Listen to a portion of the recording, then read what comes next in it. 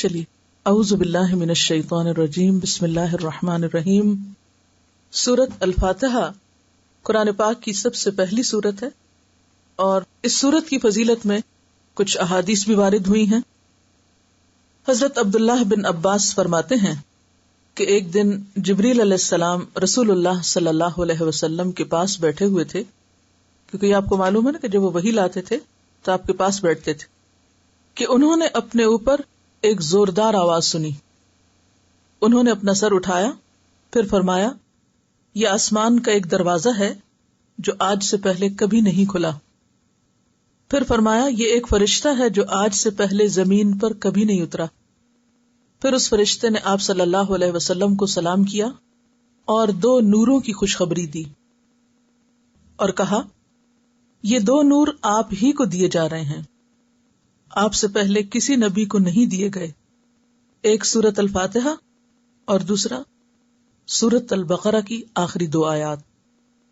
آپ جب کبھی ان دونوں میں سے کوئی کلمہ تلاوت کریں، یعنی سورۃ فاتحہ پڑھیں یا سورۃ البقرہ کی آخری آیات پڑھیں، تو آپ کو طلب کردہ چیز ضرور عطا کی جائے گی، یعنی اس کے بعد دعا قبول ہوتی ہے.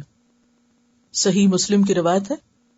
تو اس سے پتہ چلتا ہے کہ سورۃ الفاتحہ کتنی عظیم سورت ہے اور اس کا پڑھنا کتنا بابرکت ہے، اور اللہ سبحانہ وتعالی نے رسول اللہ صلی اللہ علیہ وسلم پر خاص انعام فرمایا اور آپ کو یہ سورت عطا فرمائی. قرآن پاک میں آتا ہے وَلَقَدْ آتَيْنَاكَ سَبْعًا مِّنَ الْمَثَانِي وَالْقُرْآنِ الْعَظِيمِ، کہ ہم نے آپ کو 7 بار بار دہرائی جانے والی آیات عطا کی ہیں، اور اس سے مراد سورۃ الفاتحہ ہی ہے. ایک اور حدیث ہے جو بخاری کی ہے. آپ صلی اللہ علیہ وسلم فرماتے ہیں حضرت ابو سعید سے، یعنی اپنے ایک صحابی سے، آپ نے فرمایا میں تجھے قرآن کی ایک ایسی سورت بتلاؤں گا جو قرآن کی سب سورتوں سے بڑھ کر ہے، اور وہ ہے الحمدللہ رب العالمین، اور یہی ہے وہ 7 آیات جو بار بار دہرائی جاتی ہیں، اور قرآن عظیم جو مجھے دیا گیا. حضرت ابو ہریرہ رضی اللہ عنہ فرماتے ہیں کہ آپ صلی اللہ علیہ وسلم نے فرمایا سورت الحمد ہی ام القرآن ام الکتاب، اور دہرائی ہوئی 7 آیات ہیں. یہ ترمذی کی روایت ہے. کیا ام القرآن؟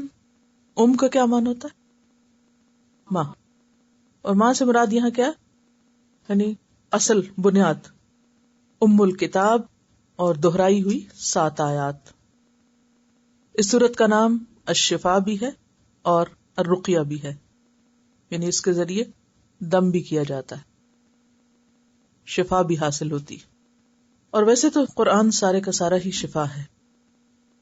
سورۃ الفاتحہ ترتیب نزولی کے اعتبار سے 5ویں نمبر پر آتی ہے، اور یوں یہ نبوت کے ابتدائی دور میں نازل ہوئی، اور یہ پہلی سورت ہے جو پوری کی پوری ایک ہی بار اتری. باقی صورتیں تو کس طرح ہوتی ہیں کہ کوئی حصہ ایک دفعہ اترا، پھر کچھ بعد میں اترا، پھر ان کو اکٹھا کیا گیا، لیکن یہ پوری 7 آیات اکٹھی اتری. قرآن پاک کا جب آغاز کیا جائے تو حکم ہے کہ اللہ کی پناہ طلب کی جائے شیطان مردود سے. قرآن پاک میں آتا ہے فَإِذَا قَرَأْتَ الْقُرْآنَ فَاسْتَعِذْ بِاللَّهِ مِنَ الشَّيْطَانِ الرَّجِيمِ، سورۃ النحل آیت نمبر 98، کہ جب تم قرآن کی تلاوت کرو تو شیطان مردود سے اللہ کی پناہ مانگو. تو قرآن پاک کے پڑھنے کے آداب میں سے پہلا ادب کیا ہے کہ شروع میں کیا کیا جائے؟ شیطان مردود سے پناہ مانگی جائے اور اللہ تعالی کی پناہ میں اپنے آپ کو دیا جائے. کیوں؟ شیطان انسان کے دل میں ویسے بھی بہت وسوسے ڈالتا ہے، لیکن اس کی کوششیں اس وقت اور تیز ہو جاتی ہیں جب انسان اللہ کے رستے کی طرف قدم اٹھاتا ہے اور وہ اس مقام تک پہنچ جاتا ہے کہ اللہ کی کتاب کھول لے. کیونکہ اب وہ اور زیادہ خوف میں مبتلا ہو جاتا ہے نا کہ اگر یہ شخص قرآن سے جڑ گیا تو پھر کیا ہوگا، میرے ہاتھ سے نکل جائے گا. اور اگر قرآن اس کو سمجھ آ گیا، اس کے دل میں اتر گیا، تو پھر یہ میرے بس میں نہیں رہے گا. کیونکہ اللہ تعالیٰ نے قرآن پاک میں فرمانا ہے ان عبادی لیس لک علیہم سلطان، جو میرے بندے بن جائیں گے، بے شک میرے بندے، ان پر تیرا کوئی زور نہیں چلے گا. تو وہ پورا زور لگاتا ہے کہ انسان قرآن پڑھ کر بھی بھٹکے یا قرآن پڑھتے سمجھتے ہوئے بھی ادھر ادھر ہو جائے. یعنی وہ یہاں بھی جیسے نماز میں سب زیادہ وسوسے ڈالتا ہے، اسی طرح قرآن پڑھتے وقت بھی بہت وسوسے ڈالتا ہے. یہ تو بہت مشکل ہے، اور یہ تو تمہارے بس کی بات نہیں، اور کیا پتا اس کا معنی یہ نہ ہو، کچھ اور ہو، اور اس طرح کی باتیں جو انسان کو اس سے پیچھے کر دیں، ہٹا دیں. اس لیے بہتر ہے کہ جب انسان قرآن کھولے پڑھنے لگے تو اعوذ باللہ کے ساتھ ابتدا کرے. لہذا آپ اعوذ باللہ من الشیطان الرجیم بھی پڑھ سکتے ہیں، اعوذ باللہ السمیع العلیم من الشیطان الرجیم بھی پڑھ سکتے ہیں، یعنی کسی بھی طرح اللہ تعالیٰ کی پناہ میں آئیں. اس کے بعد ہے بسم اللہ الرحمن الرحیم، اللہ کے نام سے جو بہت مہربان بار بار رحم فرمانے والا ہے. انسان جب بھی کوئی کام شروع کرتا ہے، کوئی نیا کام، کوئی اہم کام، کوئی قابل ذکر کام، تو عموماً وہ کسی کے بھروسے پہ کرتا ہے. ایسا ہی ہے نا؟ کس کس کا بھروسہ لیتا ہے؟